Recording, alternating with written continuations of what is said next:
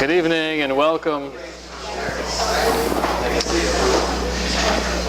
As soon as Jeff gets his fruit and beverages, we'll begin.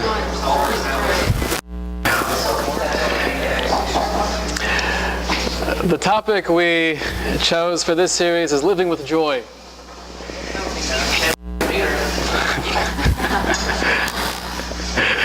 That was his third time saying that joke. But we're laughing every time. How do we enhance simcha, add joy, happiness to life?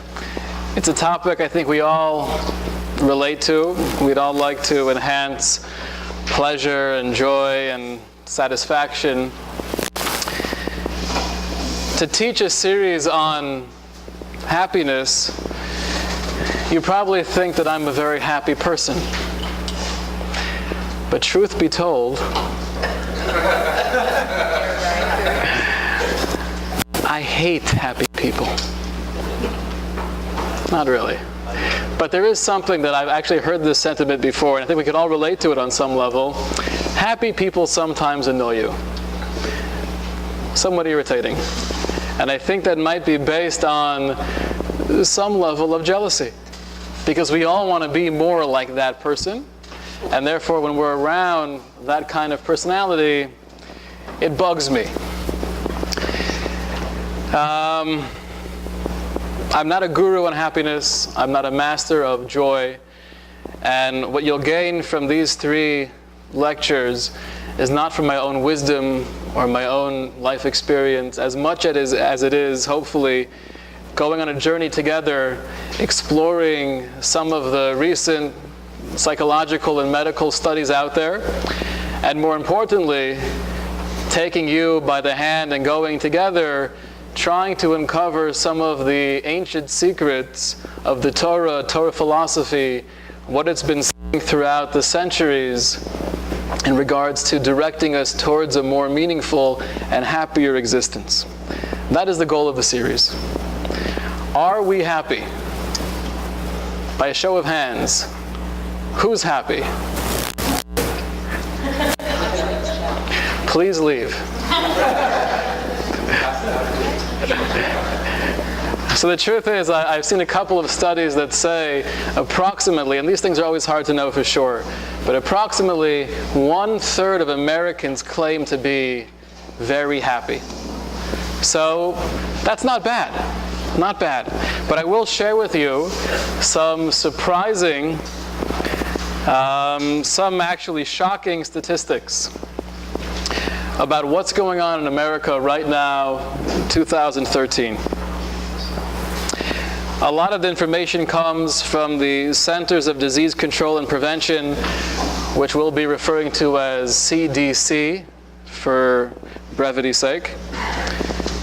Fact number one from CDC, more people die every year of suicide than in car accidents.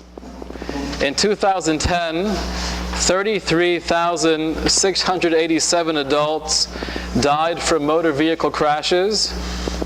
38,364 died from suicide. So 33,000 from a car crash, 38,000 from suicide.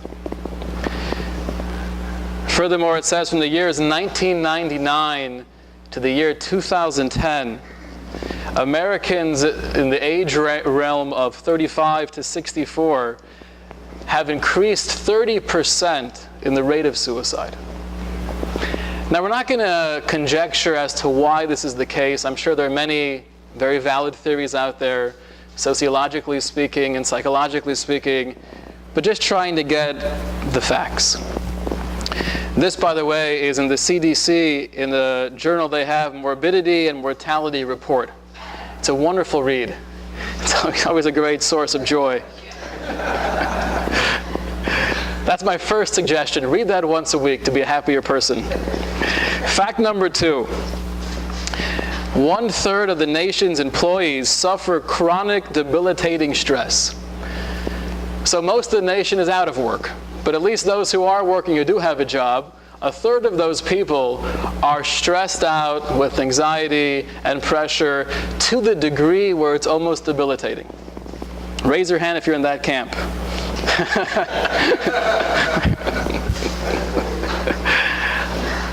A third statistic, also from the CDC, 1 in 5 high school age children in America have been diagnosed with ADHD.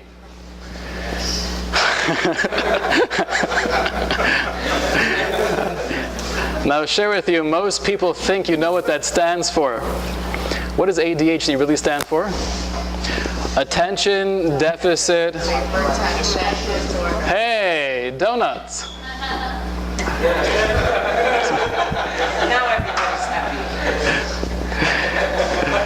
A fourth fact, also from the CDC, and this to me was shocking. 11% of Americans are on antidepressants. 11%. That means more than 1 out of 10 people living in America above the age of 12 years old are in some form of usually SSRI, Prozac, all the other choices they have out there in the market nowadays, Celexa, etc. More than 1 out of 10, which I feel is good news. Because that does mean that part of that stigma is gone. Is it fully gone? No.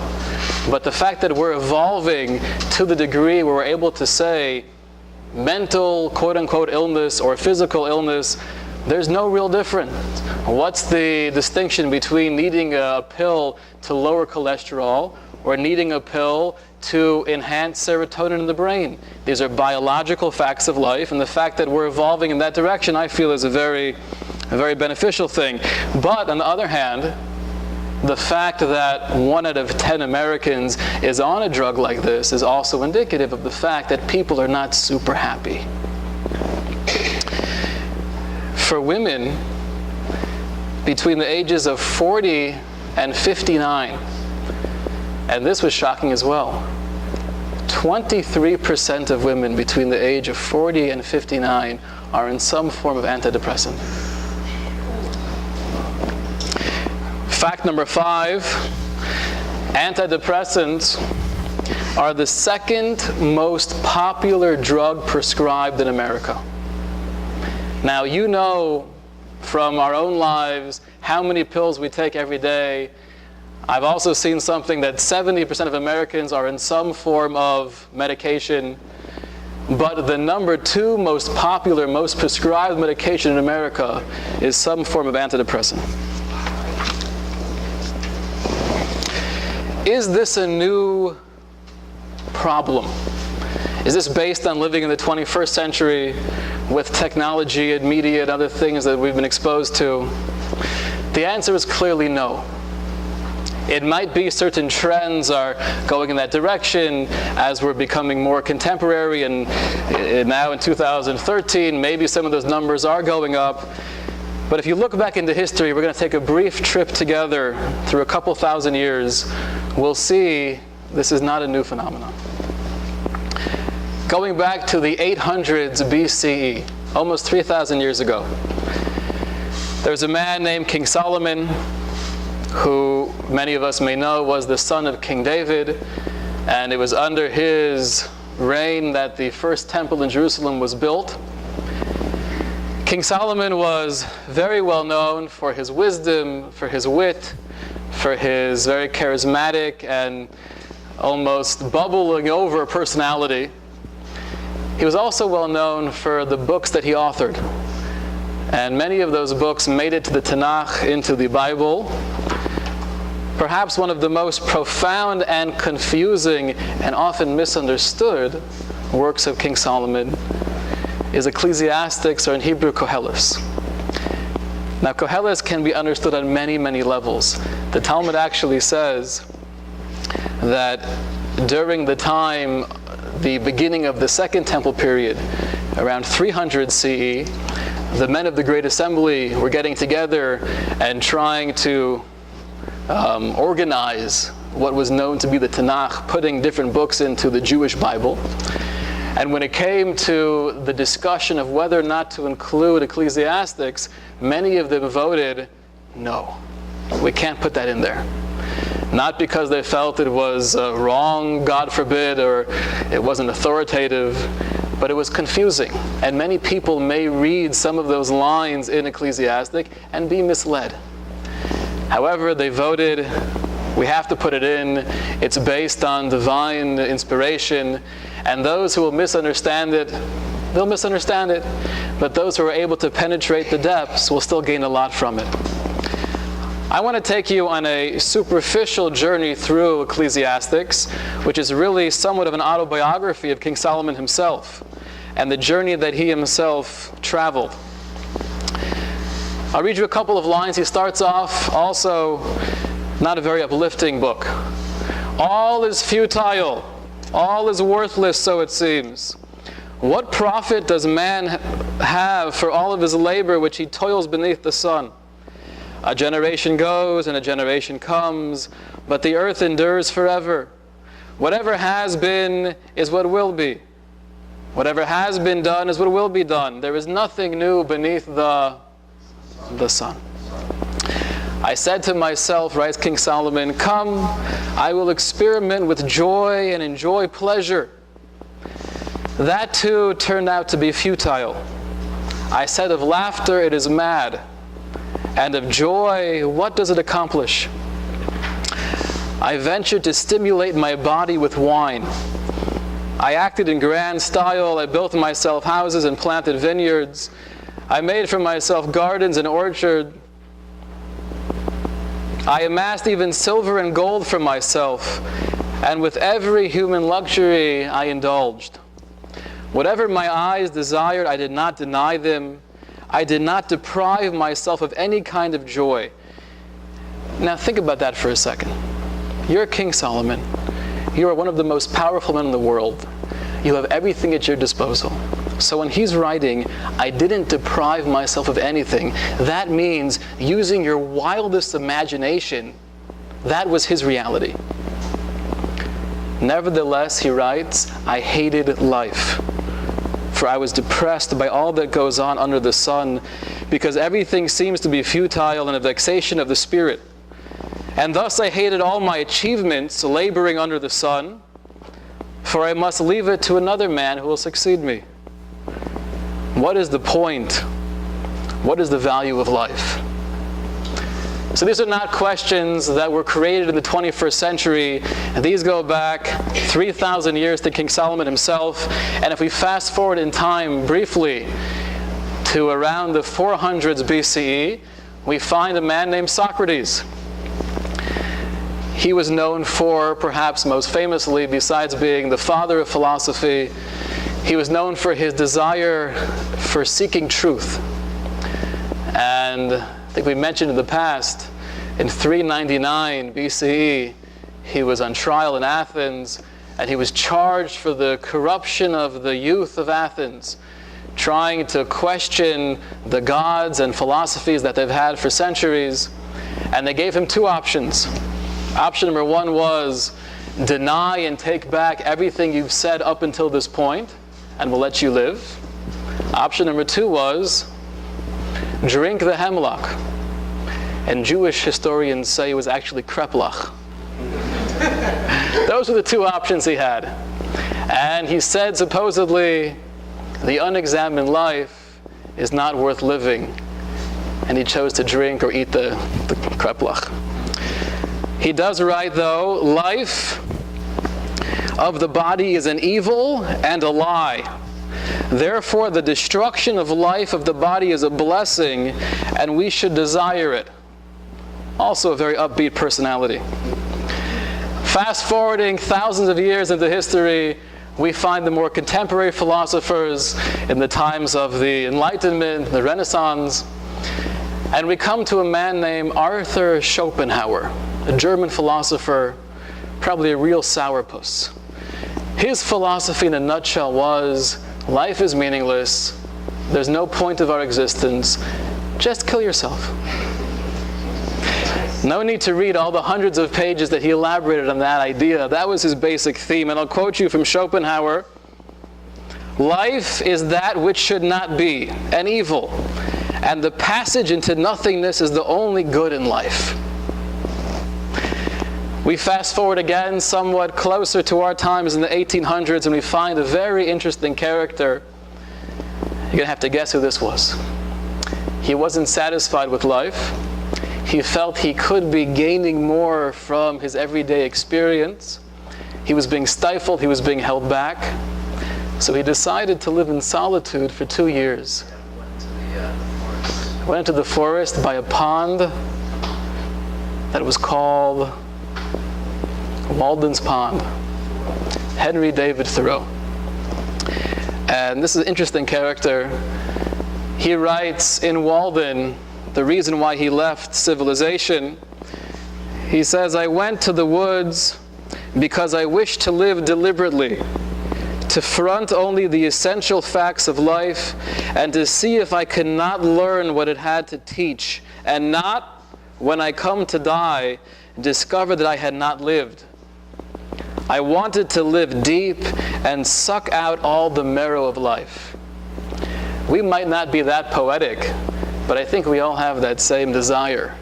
I'm not sucking enough marrow out of life. I want to live deeper. I want to live more deliberately. That was why he chose to live in solitude for 2 years. He referred to the state of humanity as every man is living in a constant state of quiet desperation. Quiet desperation. We're not moaning and groaning, but we're whining inside. Something's not right.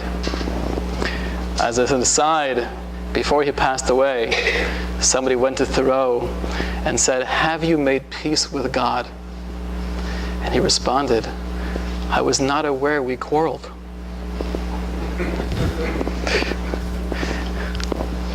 So we have Thoreau in the 1800s. We have a man, a famous Russian author, Leo Tolstoy. Now, if you're wondering, didn't we come to a class on Judaism, not literature? It's a good question. But I'd like to have this first out of the three more presenting the issue as a pervasive human issue rather than a Jewish phenomenon, and then hopefully work from our sources and try to apply it to the overall human issue. Leo Tolstoy, the well-known Russian writer, in 1880, he was 51 years old. This is after writing Of War and Peace, after writing Anna Karenina. He was already world famous, and he was extremely depressed.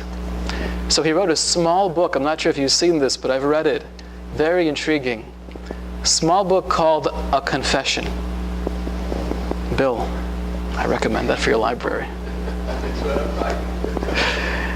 I want to share with you a couple of his observations in regards to his own life. He writes that my life came to a standstill. This is now referring to his late 40s. I could breathe, eat, drink, and sleep, and I could not help doing these things, but there was no life. I had, as it were, lived and lived and walked till I had come to the point and saw with clarity that there was nothing ahead of me but destruction. It was impossible to stop, impossible to go back, and impossible to close my eyes or avoid seeing that there was nothing ahead but suffering and real death. Complete annihilation. You're going to walk out of here tonight feeling really uplifted.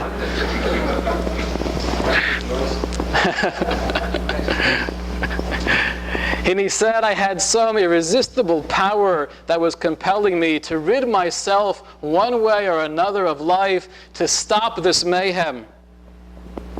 I was not yet 50. I had a good wife who loved me and whom I loved, good children, and a large estate, which without much effort on my part improved and increased. So he's saying I had a good family life, I had a good relationship with my wife, I had money, I was respected by my peers and acquaintances more than any other previous time. I was praised by others, and without much self-deception could consider that my name was famous. I was far from being insane or mentally diseased. I enjoyed, to the contrary, a strength of mind and body. Then he goes on to quote what he refers to as an ancient Eastern fable. And I'll tell you the story. You have a man, a traveler, who's going on his way, and lo and behold, he sees this massive, scary, fearsome beast running after him, trying to eat him alive. So he's running away, and he finds himself approaching a big well. So he jumps into the well, and he hangs on to a branch coming out of the wall of the well, and he thinks he found some level of respite. Then he looks down, and he sees a fierce, dangerous dragon looking up with its mouth open, waiting there just to have him fall into his jaws. And he's holding on to this twig coming out of the wall of the well. He can't go back in the dry land. He'll be devoured by the beast. He can't let go of the twig. He'll fall into the mouth of the dragon. So he holds on for dear life. And around this twig, there are two mice, a black one and a white one, going around in circles, gnawing at that branch. However, as all this was happening, he realizes there are a couple drops of honey on that branch. So he thinks to himself, I am kind of hungry. And he licks the honey. That's the ancient Eastern fable. Says Tolstoy, that's what I feel my life has become.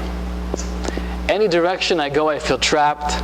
I don't see meaning, I don't see purpose. I'm not feeling the joy. And what's the black and the white mouse? That's day and night.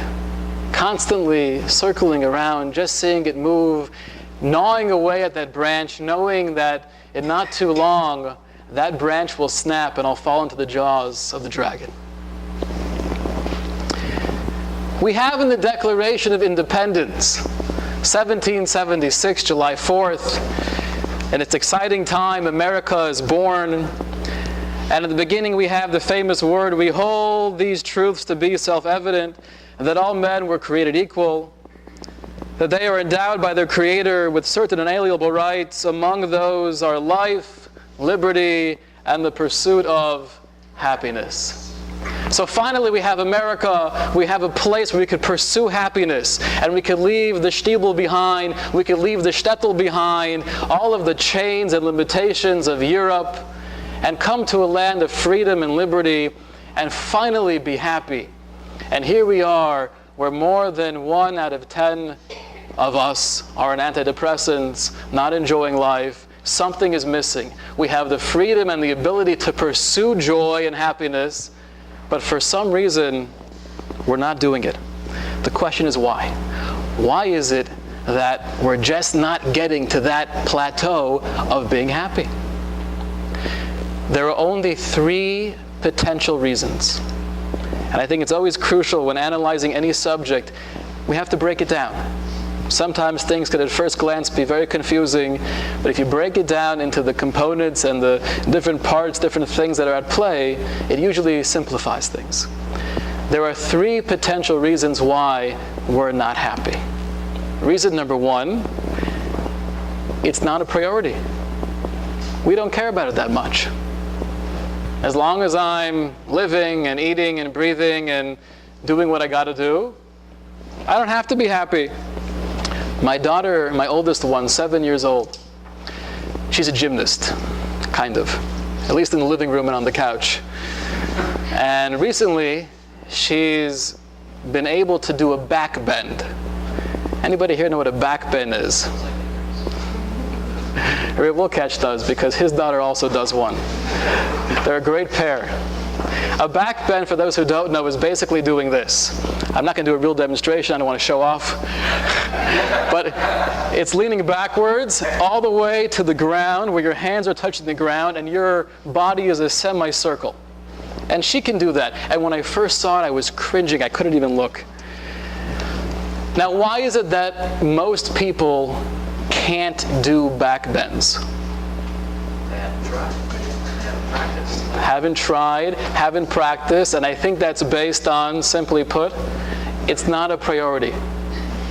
Not a priority. And therefore, I'm sure many of us who have the potential to be able to do a back bend, we haven't actualized that potential. It's not a priority. So perhaps joy and happiness is not a priority, and that's why we're not happy. That's one reason.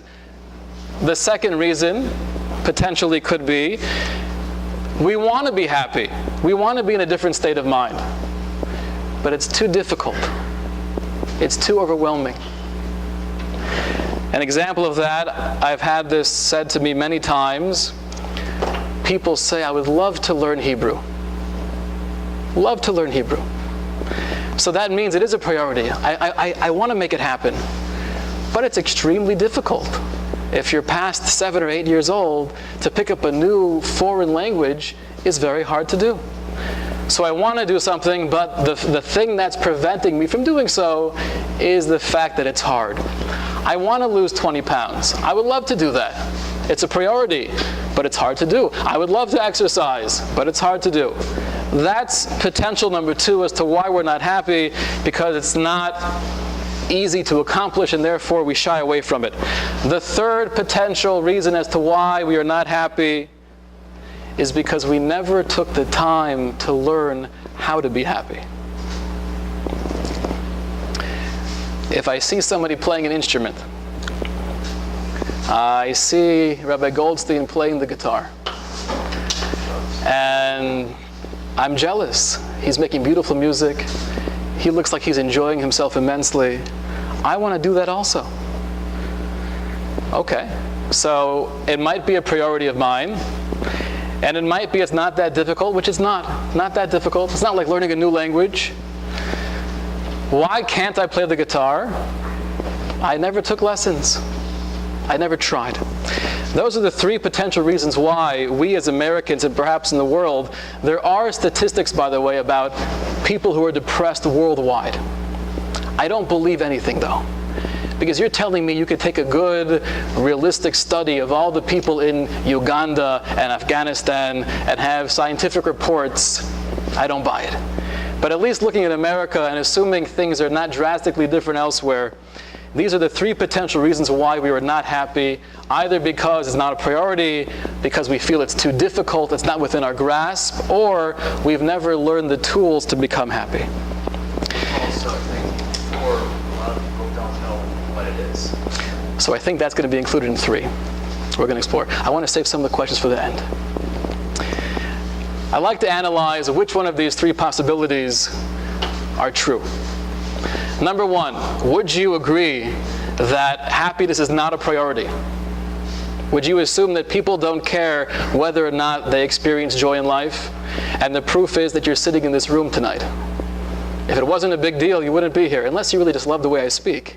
And no matter what I'm talking about, you want to come and listen. That would be a different reason. But most people in the world, I think, would say, I want to be happy, and that is a priority.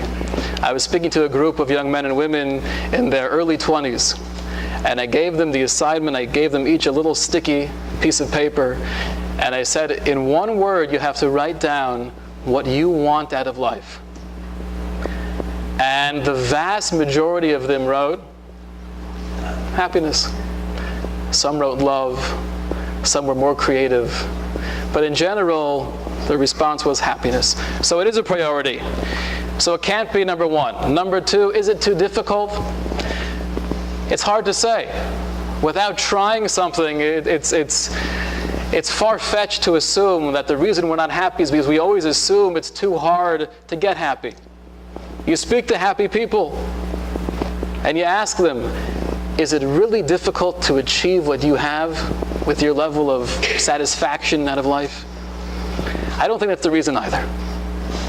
I think it's the third issue, which is we've never focused on learning tools and applying those tools to becoming more happy. Now, why is that the case? Why haven't we taken the time to do that? If it is a priority, and I want to be in a different state of mind, so why haven't I attended more seminars and read more books and taken courses? And I think the answer is because we've been working with a wrong or false understanding of what it means to be happy. And I'm going to share with you something that I think on one hand is very simple, and I'd bet you've probably heard it before. But like all simple truths in life, often we understand it intellectually, but to really make it part of who we are and how we view the world is an entirely different effort. The answer is that happiness is not based on a happening. Often we think, if only I could finish school and finally be free from those shackles, or we'll say, once I get married, then life will be totally blissful. Those who have not been married yet say that. Or when I finally have children, then I could have that real love that I've been looking for my whole life. And once you have children, you say, once the kids leave the house, for crying out loud, then we could finally have some peace of mind. Or if you'll say, just waiting for that promotion or that different shift in the structure of the corporation, then things will be different. Or once we retire, we always have the, when this thing happens, then I'll feel better. And that is, I think, the normal approach to defining happiness, based on something happening to me that makes me feel happy. That's not the case, though. Happiness is not about what's happening. It's not a result of a circumstance. It's a result of who I am. It's a result of my perspective, my viewpoint, the very makeup of my being. That determines happiness. And we're going to explore how to elevate ourselves to that level, how to change that perspective to be more happy. But it's not about something happening to us. It's about who we make ourselves into. In the culture that we live in, this is very difficult to do, because there's two types of interactions in life. There's getting, and then there's becoming. If you go online and you Google anything in the world, you can get information at your fingertips. Anything you ever wanted to know, it's right there. Are you becoming a more knowledgeable and wiser person? Not necessarily. Wisdom oftentimes is based on really searching and probing in the scholarly manner of trying to understand, delving in beneath the surface. Going online and finding out a couple of facts doesn't make you wise. Social media, texting and emailing, whatever we're doing, perhaps there's a lot more communication nowadays than there was 20 years ago. But do we have the same level of relationships? Are we becoming better friends now than 20 years ago? The answer, I think, is no, and perhaps we're even lacking in that regard. So we live in a society where we're getting a lot, but we're not becoming, we're not creating. And in regards to happiness, it makes it that much more of a challenge, because it's not about getting this thing that will bring on the emotion of joy and satisfaction, but it's about becoming a different person and thereby experiencing more joy. So the phrase of finding happiness, totally off. You can't find happiness. You're going to keep on looking your whole life. It's not something you ever find. It's becoming a person who can experience joy. That's what happiness is. So that's why I feel that there is a lack of contentment in life, because we are not learning the tools. The reason we're not learning the tools is because we haven't yet discovered the definition of what it means to be happy. With this working definition, though, that it's not about what we have or what we experience, but it's who we become, now we could take the step forward and say, okay, how do we become that person? How do I change my perspective and my viewpoints on life to be able to have more joy? I'm going to share with you tonight the first step. And this is a long journey. It's only 3 sessions, but there's a lot to delve into. The first step to true joy has nothing to do with happiness. It has to do with being alive, being conscious, being aware.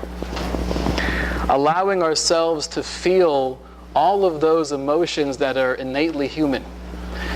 Oftentimes, we're somewhat numb to emotion, whether it's based in society, personality, whatever the case may be. But we feel things in a very subtle, almost muted way. To be able to bring out that wellspring of human emotion, whether it's good emotion or negative emotion, That's the necessary first step to becoming a happier person. And I'll explain. When I used to walk my middle child, who's now 4 years old, when she was a year and a half, I would walk her about a block and a half from the babysitter's house back to our house. And along the way, this is back in New York where they had pigeons. That's the normal looking bird that we don't have in Florida. So we're walking along together, and every day we see pigeons, and always the same response. She's holding my hand, "Bud, bud, bud." And it's cute for the first 3 to 4 minutes. And then as she's wanting to look at the birds longer and longer, I'm thinking to myself, it's only a pigeon. It's not that exciting. But to her, it was a whole new world. Look at this weird creature with legs and wings, and it's pecking and it's eating. It was amazing. She was in awe. Once we moved to Florida, I'm the one saying, "Bud, bud." Because you walk down these canals, you're driving past all these exotic looking creatures, the white ones with the long necks and the ones with the long legs. It's a whole, when I first moved here, I told my wife, I said, "This place was never intended for human habitation. This is like a different planet." But so the idea that a child is able to feel awed by a pigeon, that means that she's living life. Give you an example from the summer of 1969. Besides Woodstock, something else took place.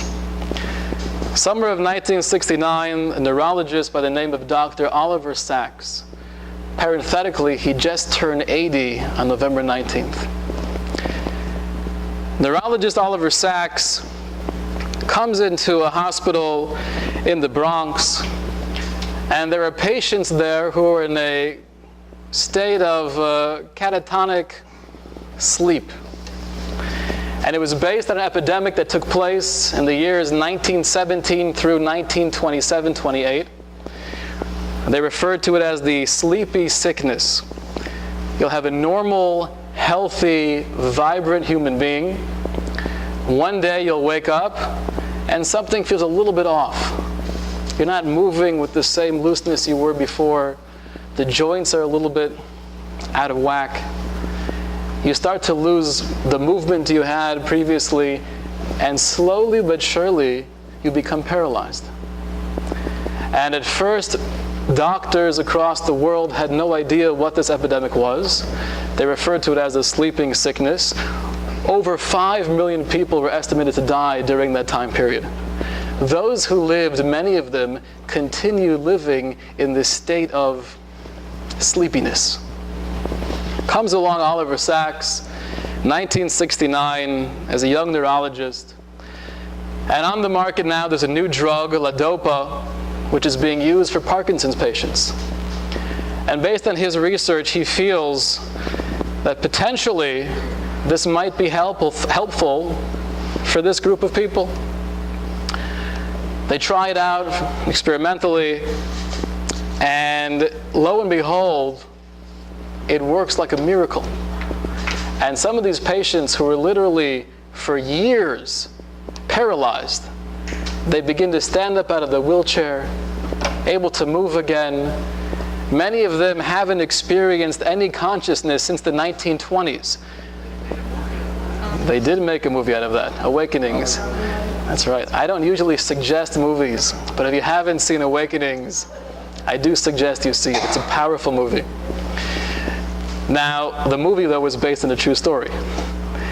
And it was a miracle at first. These patients were back to life, hence the name Awakenings. And Oliver Sacks, when he records his experience with these patients, it's phenomenal. He says some of them would just look into my eyes and hold my hand, and just to feel the warmth of another human being and to be in some kind of communication, they were ecstatic. They were beyond alive. And it was miraculous for a couple of weeks until there were major complications and side effects, to the extent where they had to stop giving the drug and the patients went back to that catatonic state. It's a sad story, but at the same time reading his journal about what he went through and the expression and the reactions of these patients, I think that gives us a glimpse into what it means to be fully alive, aware, and conscious. Fully appreciating every moment. There's the famous scene in the movie where you have Dustin Hoffman walking into the ocean. It's De Niro. De Niro, whatever. Robert De Niro walking into the ocean, relishing every second of it, feeling the waves, feeling the sand. That's called being conscious. Children are conscious. Children are amazed with life. People coming out of a paralysis for 30, 40 years are also amazed with life. The first step in engendering joy or creating higher levels of simcha and happiness is through somehow becoming more conscious. Adventure, to be vibrant, energy. When you analyze children carefully, they're very strange little creatures. And they have such a wide range of emotion. Literally 1 second they could be on a high that you haven't experienced since 1969 in Woodstock. But they're loving it. All life is great. I have my lollipop. I love mommy. I love daddy. I love my sister and brothers. Nothing could be better. And then I finish lollipop. And I want number 2. And the answer is, sorry, you have to wait till dessert. Then darkness covers the face of the earth. And there's a gloom and a depression like you've never seen. And life is so dreadful. Why, God, are you torturing me like this? Just one more strawberry lollipop, for crying out loud. You could have such a switch. And then 3 seconds later, here's your blanket. Oh, okay, it's okay.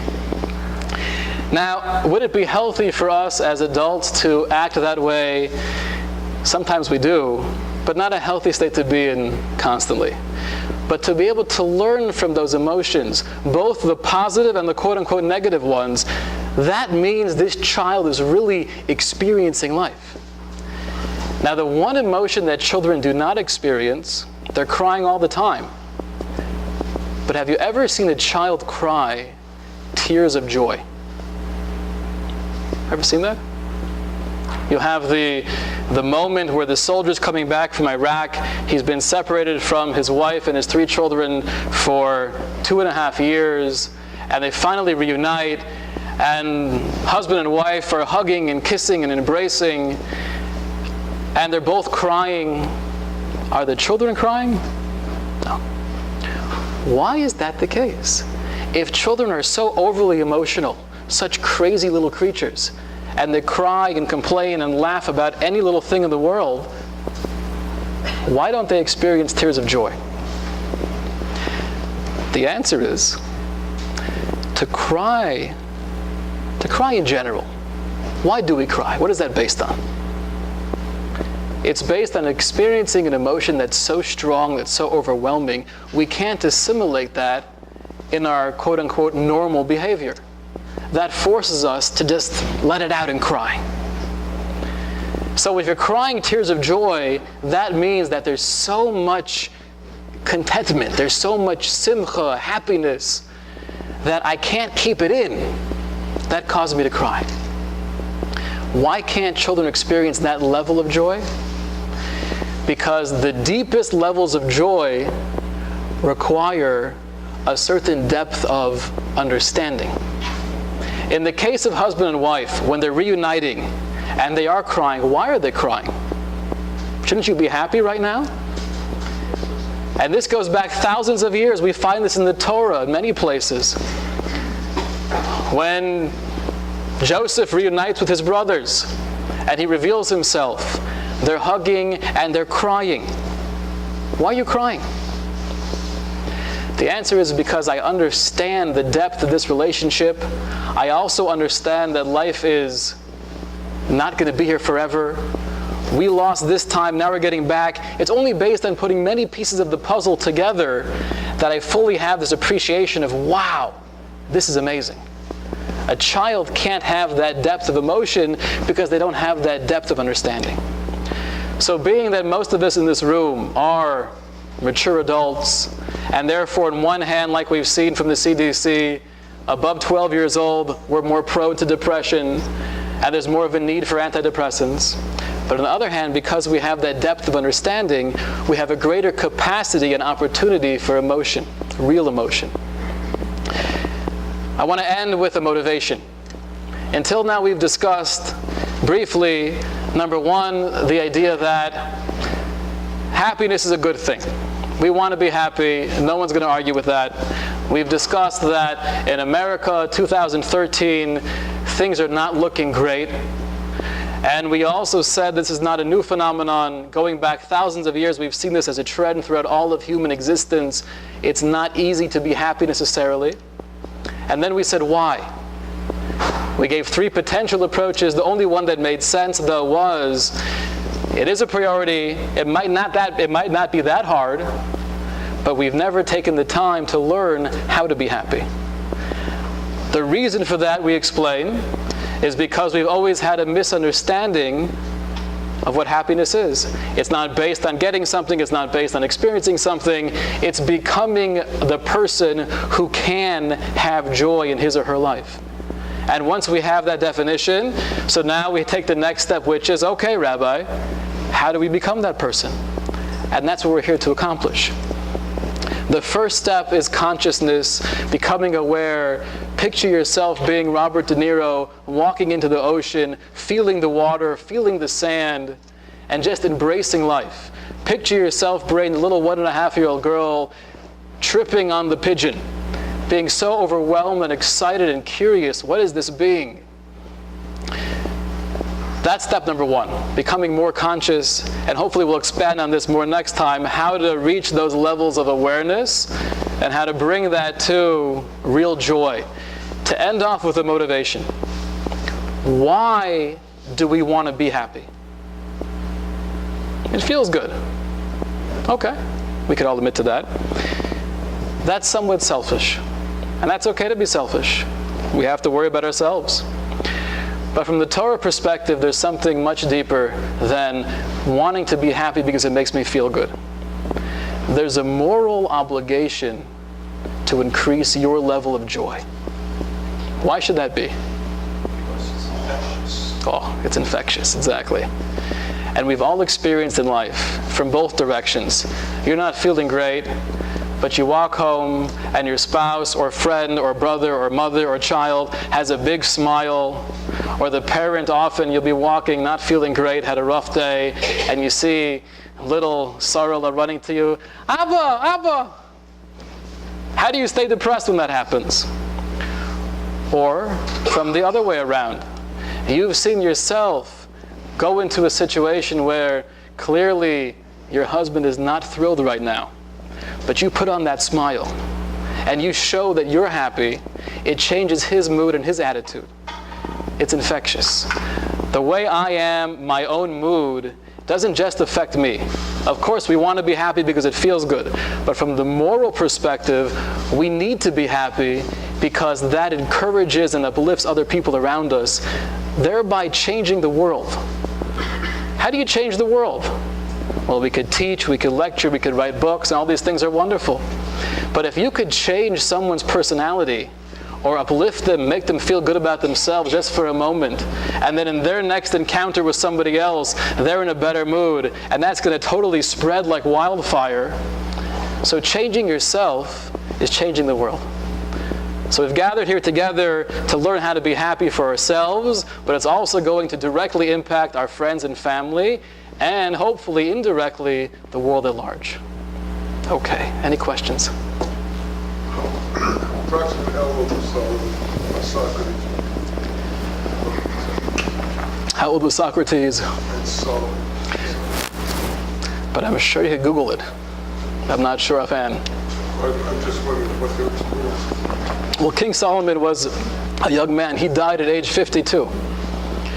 King Solomon was the king for about 40 years and died at age 52. Any other questions? Okay, have a great evening and a wonderful, happy Thanksgiving and a wonderful, happy, meaningful Hanukkah. Okay. Thanksgiving. Thanksgiving. Beautiful. Happy to get it.